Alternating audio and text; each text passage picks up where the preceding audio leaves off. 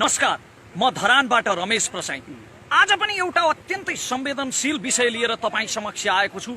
मलाई विश्वास छ कि यो विषयको गम्भीरता बुझेर मेरा विद्वान शुभचिन्तकहरूले यो भिडियोलाई सक्दो शेयर गर्नु नै हुनेछ। मलाई केही मित्रहरूको चेतना देखेर बडो दया लाग्छ। उनीहरू भन्छन् मैले केपी ओलीको गुणगान गाएँ रे, त्यसकारण म नेकपाको कार्यकर्ता भएँ रे। मैले कांग्रेसको महासमिति बैठकको बेलामा कांग्रेसको नेतृत्व युवा नेताहरू गगन थापा र विश्वप्रकाश शर्माको हातमा आउनुपर्छ भने के म कांग्रेसको कार्यकर्ता भएँ? कि त उहाँहरूको मस्तिष्क पक्षपाती हुनुपर्छ, कि त स्मरण शक्ति आदि हुनुपर्छ। मोदी भ्रमणको सन्दर्भमा सबैभन्दा पहिले सरकारको आलोचना गर्ने, सशक्त आलोचना गर्ने सायद म नै थिएँ। म राजेन्द्र लिङ्गदेनका भाषणहरू खोजी खोजी सुन्छु। उहाँका अन्तर्वार्ताहरू र राष्ट्रिय एकता सम्बन्धी वक्तव्यहरू मलाई मनपर्छ। के म राप्रपाको कार्यकर्ता भएँ? म आङ्काजी शेर्पाका पनि केही कुराहरू मनपर्छ। के म जनता समाजवादीको कार्यकर्ता भएँ? केपी ओलीका प्रशस्त कमजोरीहरू होलान्, तर यो भूमिले आजसम्म बहुदल आएको दिनदेखि आजका मितिसम्म त्यस्तो प्रधानमन्त्री कुन जन्माउन सकेको थियो जसले संसदमा उभिएर खुले आम भारतीय विस्तारवादको भत्सना गर्न सकोस् अनि राष्ट्रको पक्षमा, राष्ट्रियताको पक्षमा उभिएका प्रधानमन्त्रीको त्यो सत्कर्मको समर्थन गर्दा म नेकपाको कार्यकर्ता कसरी भएँ? म जुल्फिकार अली भुट्टोका भाषणहरू सुन्छु। के म पाकिस्तान पिपल्स पार्टीको कार्यकर्ता भएँ? म एलेक्सिस सिप्रासका अङ्ग्रेजी इन्टरभ्यूहरू सुन्छु। के म ग्रिसको सिरिजा पार्टीको कार्यकर्ता भएँ? म कहिल्यै कसैको कार्यकर्ता र अन्धभक्त होइन र हुन्न पनि, किनकि कार्यकर्ता यन्त्रवत हुन्छ। कार्यकर्ताको आफ्नो विचार हुँदैन। तर म मेरो ब्रह्मले देखेको सत्य बोल्छु, चाहे कसैलाई मन परोस् वा नपरोस्। मेरो भिडियो 10 लाख मानिसहरूले हेरेर कडा बोल्यो यसले भन्नुभन्दा 10 जनाले हेरेर सत्य बोल्यो यसले भन्नु मेरा लागि ठुलो हो। त्यसकारण मैले बोलेका कुरा कहिलेकाहीँ भिडले तारिफ गर्ने खालको नहुन पनि सक्छ। अहिले भोलि संसदमा नक्साबारे छलफल हुँदैछ। ऐतिहासिक रूपमा पहिलोपल्ट लिपुलेख, लिम्पियाधुरा र कालापानी नेपालको हो भनेर संविधान संशोधन गर्ने र निशान छाप सच्याउने कानुन संसदले भोलिदेखि पारित गर्दैछ। छलफल हुँदैछ र आज 1-2 दिन अघिदेखि देशैभरि विरोध प्रदर्शनहरूको सुरुवात भएको छ सरकार विरुद्ध। हो, कोरोना संक्रमणको सम्बन्धमा सरकारलाई सफल भन्दिनँ म। सरकारका चरम लापरवाहीहरू छन्, व्यापक लापरवाहीहरू छन् र व्यापक भ्रष्टाचारको पनि सम्भावना छ। त्यसको हिसाब किताब गरौँला, सडकमा आन्दोलन नै गरौँला। तर अहिले भइरहेका प्रदर्शनहरूलाई भारतीय मिडियाहरूले कसरी देखाइरहेका छन् हेर्नुहोला र सुन्नुहोला। भारतीय मिडियामा देखिएका समाचारहरू उनीहरू भनिरहेका छन् कि नेपालीहरूले नै नेपालको नयाँ नक्साको विरोध गरेर सरकार विरुद्ध प्रदर्शन गरिरहेका छन्। नेपालीहरूले नै नयाँ नक्साको विरोध गरिरहेका छन् र सरकार विरुद्ध सडकमा निस्किरहेका छन्। सडकमा उत्रिने जति पनि युवाहरू हुनुहुन्छ उहाँहरूको भावना पवित्र छ। उहाँहरू राष्ट्रभक्तिले सडकमा आउनुभएको हो। देशको शासन प्रणालीमा परिवर्तनका लागि, भ्रष्टाचारको उन्मूलनका लागि सडकमा आउनुभएको हो। तर भारतीय मिडियामा आइरहेका यी समाचारहरू हेरेर एकपल्ट सोचौँ त, हामी यसरी सडकमा निस्किँदा फाइदा चाहिँ कसलाई भइरहेको छ? सरकारका विकृतिहरूलाई ढाकछोप गर्न र सरकारको पक्षपोषण गर्न खोजेको होइन मैले। सशक्त आलोचना गरौँ, अनसन गरौँ, आन्दोलन गरौँ सरकार विरुद्ध र परि आयो भने सरकार नै परिवर्तन गराउँ। नागरिक कु गर्नु परे पनि गरौँला, तर कमसेकम राष्ट्रियताको पक्षमा, राष्ट्रको पक्षमा यति बेला त एकताबद्ध हौँ न। तल्ला घरे छिमेकीसँग जग्गाको साँधको विवाद भइरहेको बेला परिवारभित्रै कोकोहोलो मचाउनलाई के यो समय उचित हो र? अब प्रसङ्गतिर लागौँ। आज मैले बोल्न लागेको प्रसङ्ग हो सरिता गिरीको। यी आयातित प्रवासी बेहुली नेपालले अपनाएकी तर नेपाललाई कहिल्यै पनि नअपनाएकी, मधेसीको प्रतिनिधि ठहरिएकी तर मस्तिष्कमा प्रशस्त बिहारी चेतना भरिएकी यी प्रवासी बेहुलीको अबौद्धिक आतंक अति भयो। शास्त्रमा अति सर्वत्र वर्जयत लेखिएको छ। अति भयो यी आयातित बेहुलीको आतंक। मैले यो अतिको जवाफ दिएको पनि हो, तर कहिल्यै पनि कुनै कुरा नसुन्ने र आफैले खाएको भाँडालाई समेत भकुण्डो खेल्न पछि नपर्ने यस्तो थेत्तरो चेतना भरिएका थेत्तरा मस्तिष्कहरूलाई तर्कले सम्झाउन नसकिँदो रहेछ। आफ्नो मालिक भक्तिमा लिप्त र भारतीय मालिकहरूलाई, आफ्ना माइती खलकलाई खुसी पार्नका निम्ति यतिका वर्षसम्म आफूलाई सम्मान गरेर सांसदको कुर्सीमा राखेको यो देशको सार्वभौम सत्ता विरुद्ध बोल्ने सरिता गिरीलाई मेरा तर्कले कुन अर्थ राख्ला र? त्यसकारण तर आज फेरि पनि बोल्नै पर्ने भयो, किनकि बारम्बार आफ्नो सार्वभौम सत्तामाथि हस्तक्षेप भएपछि कुनै पनि राष्ट्रभक्तको मुटुले सहन सक्दैन। आज सरिता गिरीका करतुतहरूले सम्पूर्ण नेपालीको मन दुखेको छ। नेपाली मात्र होइन, जसलाई हामी भुटानी भन्छौँ नि, भुटानी शरणार्थी भन्छौँ नि, नेपाली मन भएका ती भुटानवासी नेपालीहरू जो आफ्नो देशबाट डुक्पाहरूले खेदेपछि आफ्नो मातृदेश नेपाल खोज्दै आएका थिए, तर हामीले जिन्दगीभरि उनीहरूलाई शरणार्थी बनाएर राख्यौँ र अहिले अमेरिकातिर लखेटेर पठाइदियौँ। उनीहरूको पनि यति बेला मन दुखेको छ, विश्वभरिका नेपाली मनहरू दुखेका छन्। अहिले यसलाई हेट स्पिच भन्लान् कतिपयले, आदरणीय सरिता गिरीको मुखैमा छ हेट स्पिच हो, यो हेट स्पिच हो। हेट स्पिच मात्रै होइन, आफ्नो मातृभूमिको निन्दा गर्नेलाई, राष्ट्रको सार्वभौम सत्ता विरुद्ध बोल्नेलाई हिम्मत हुनेले हिंसाले जवाफ दिए पनि हुन्छ। त्यानव्यान स्क्वायरको काण्ड चीनमा हुने बेलामा, चीनले त्यानव्यान स्क्वायरमा विरोधीहरूमाथि डोजर चलाउने बेलामा चीनका राजदूतले ब्रिटिश राजदूतसँग भनेका थिए रे कि चीनमा अब 20 वर्षका लागि शान्ति ल्याउन 200 जनाको मृत्यु हुँदैछ। त्यसकारण कहिलेकाहीँ हिंसा र शक्तिको प्रदर्शनले पनि शान्तिको बाटो खोल्छ, राष्ट्रियताको बाटो खोल्छ। अहिले सरिता गिरीको विरोधमा जुन राष्ट्रिय एकता देखिएको छ नि, यो त्यति बेलै देखिनु पर्थ्यो जति बेला उपराष्ट्रपति परमानन्द झाले हिन्दीमा बकेर शपथ लिएका थिए।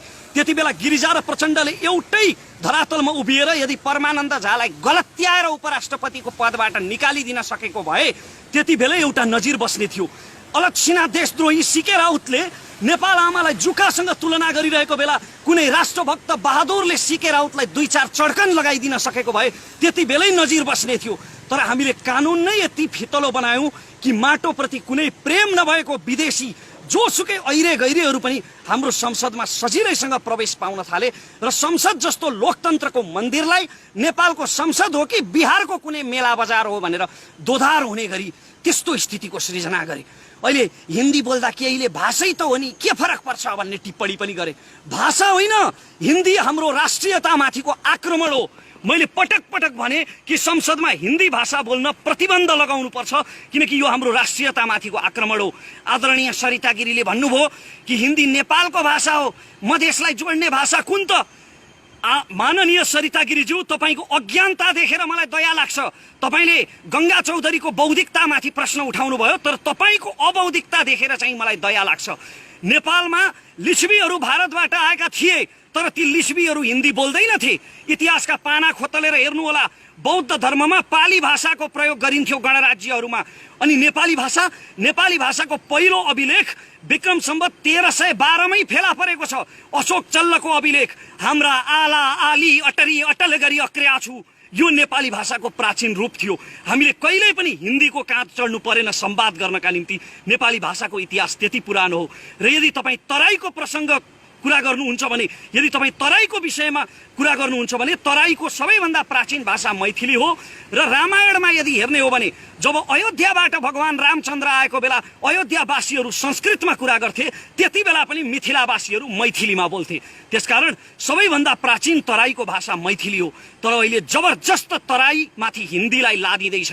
र यो पहाड र तराईको विवाद होइन, किनभने सरिता गिरी कुनै तराईभाषी हुँदै होइनन्।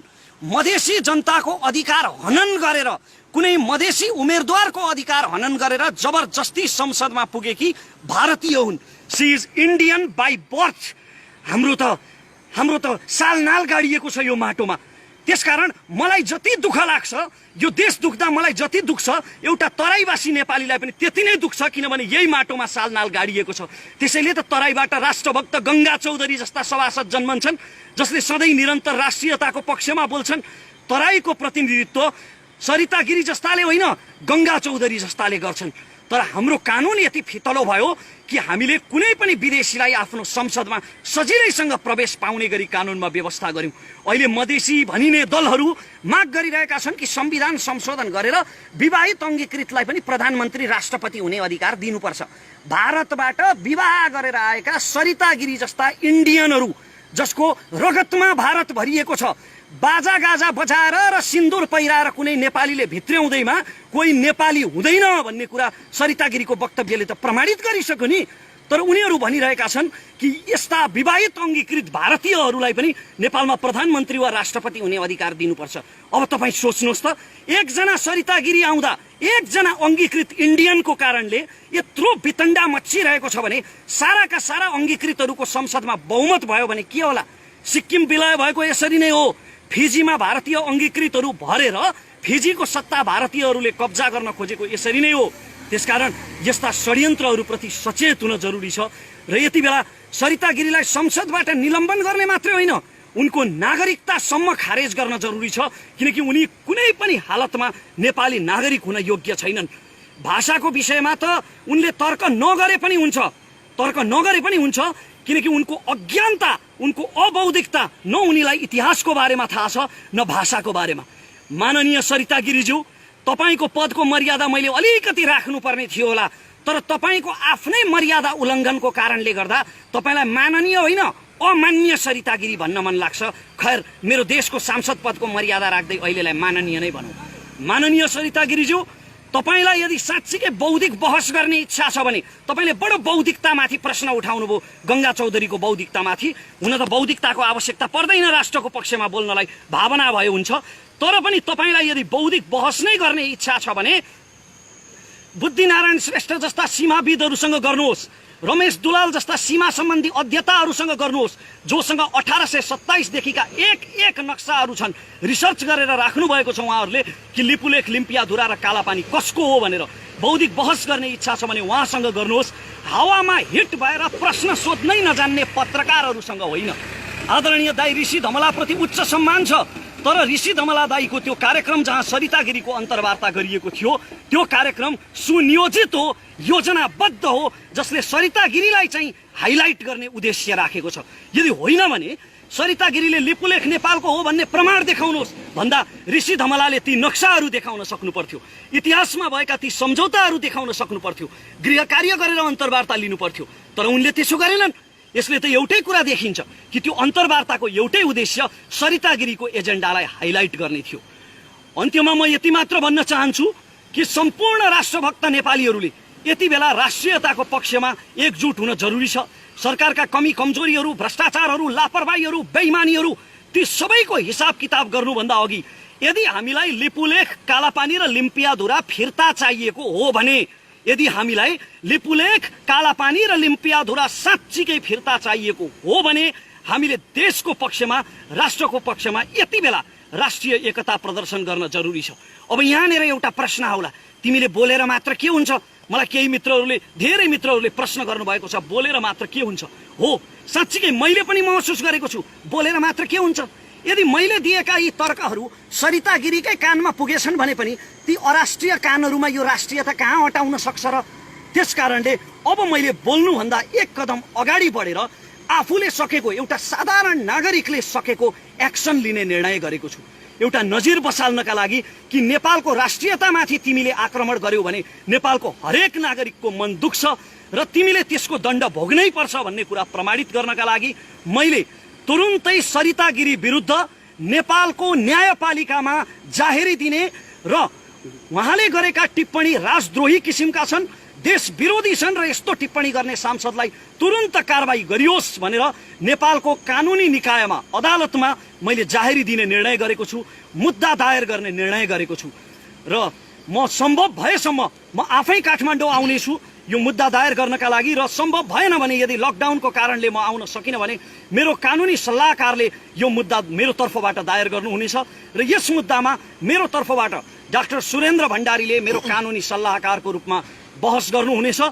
उहाँको, डाक्टर सुरेन्द्र भण्डारीको अभियानसँग, उहाँको राजनैतिक धारणासँग, उहाँका विचारहरूसँग मेरा धेरै विमतिहरू छन्। उहाँको अभियानसँग मेरो कुनै सम्बन्ध छैन, तर राष्ट्रियताको मुद्दामा, यो मुद्दामा उहाँले मलाई सहयोग गर्ने वचन दिनुभएको छ र सायद मेरो आर्थिक क्षमतालाई बुझेर पनि होला उहाँले यो मुद्दा मेरो तर्फबाट निःशुल्क लड्ने वचन दिनुभएको छ। म उहाँलाई यसका लागि धन्यवाद दिन चाहन्छु र तपाईहरू सबैलाई म यो भन्न चाहन्छु जाँदा जाँदै कि जहाँबाट जसरी सकिन्छ, को कता, को कुन जातको, को कुन धर्मको, को कुन दलको, को कुन खेमाको भन्ने कुरा यति बेला नसोचिकन राष्ट्रियताको पक्षमा एकजुट हौं र यस्ता देशद्रोहीहरूलाई हतोत्साहित गरौं। जय देश। एकैछिन रमेशजी केही प्रश्नहरू मैले गर्नुपर्छ अझै पनि क्लियर बनाउनको निम्ति हामी पानी परिरहेको सन्दर्भमा छौँ, रुखमा ओत लागेर यो भिडियो खिचिरहेको अवस्था हो होइन। तपाईँले माननीय सरिता गिरीज्यूलाई देशद्रोहको मुद्दा दायर गर्दै हुनुहुन्छ होइन। यसअघि नागरिकहरूले यस्तो मुद्दाहरू हालेका छन् कि छैनन् राष्ट्रियताको सन्दर्भमा सङ्कट आउँदा? अहिलेसम्म मैले जानेसम्म मलाई थाहा छैन होइन। परमानन्द झा विरुद्ध चाहिँ मुद्दा परेको थियो। कतिबेले भन्लान् नि त सरिता गिरीलाई रमेश प्रसाईले मुद्दा हाल्ने, काठमाडौँ जाने, हिरो हुनको लागि एउटा स्टन्टबाजी गरेको भन्ने हुन सक्छ नि। स्टन्टबाजी गरेको भए त अहिले म सरिता गिरीको समर्थन गर्थेँ नि जीवनजी, झन् भाइरल हुन्थ्यो भिडियो होइन र।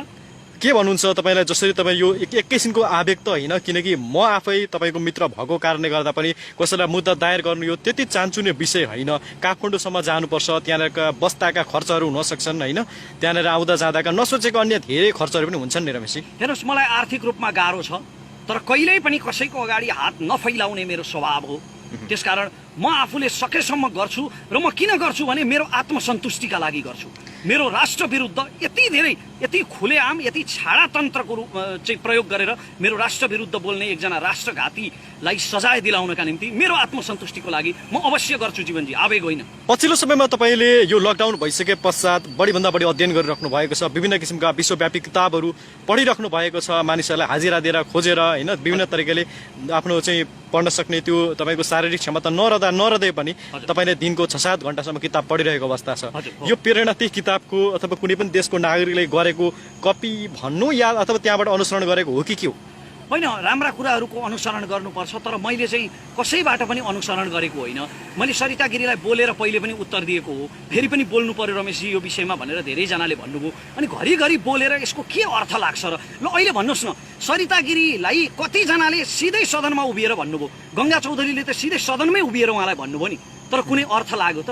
क्षेत्र चेतना भएका मानिसहरूलाई तर्कले सम्झाउन सकिँदैन रहेछ। म तपाईँको साथी पनि हो। आजको मितिसम्म तपाईँ कुनै पनि पार्टीको चुनावको र्यालीमा जानुभएको छैन, कुनै पनि पार्टीलाई खुलेर समर्थन गरेको रेकर्डमा आत्मा साँची राखेर श्री पशुपतिनाथलाई साँची राखेर भन्छु, कसैको तपाईँ कार्यकर्ता होइन, यो कुरा मलाई चाहिँ थाहा छ होइन।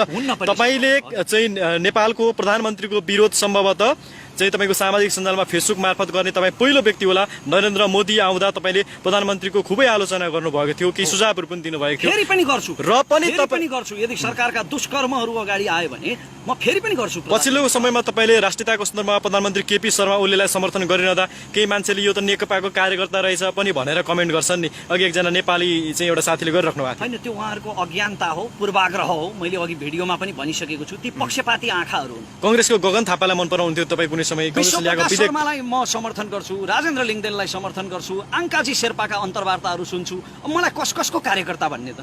आज म दर्शकहरू असाध्यै क्षमा प्रार्थी छु, किनकि हामी एकजना मृगौला पीडितको लागि केही सहयोग सामग्री दिनको निम्ति मोरङको डाँगीतर्फ पुगेर फर्किने क्रममा 7 बजिहाल्यो। अब यो घर पुगेर लाइभ गर्ने सपना थियो हाम्रो, तर बाटैमा 7 बजेको हुनाले हामीले 7 बजे लाइभ गर्छौँ भनेको कारणले गर्दा र यहाँ पानी पनि परेको हुनाले हामीले यसरी रुखको छारी मुनि बसेर चाहिँ यहाँ लाइभ गरिराख्नु परेको छ।